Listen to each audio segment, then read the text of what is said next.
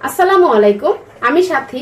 আজকে আমি আপনাদের দেখাবো কিভাবে রাইস কুকারে লাল শাক ভাজি করতে হয়। তো চলুন দেখে আসি সম্পূর্ণ ভিডিওটি। আমি লাল শাকগুলো কেটে ধুয়ে নিয়েছি। রাইস কুকারের পাত্রটি বসায় দিছি, আগে তেল দিয়ে দিলাম, পেঁয়াজ দিয়ে দিচ্ছি, রসুন কুচি,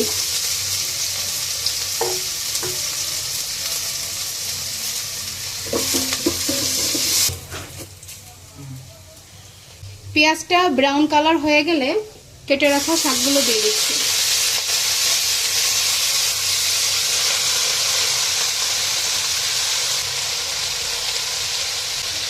কেটে রাখা কাঁচা মরিচগুলো দিয়ে দিলাম।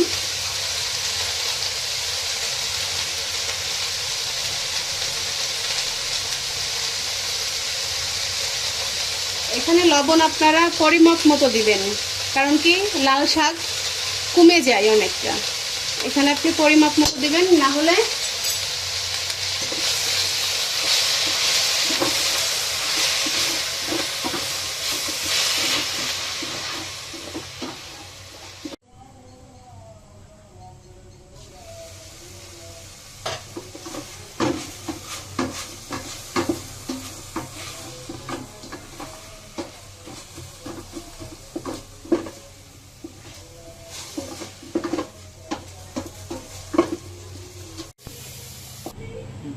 তো ফাইনালি আমাদের লাল শাক ভাজিটি হয়ে গেছে।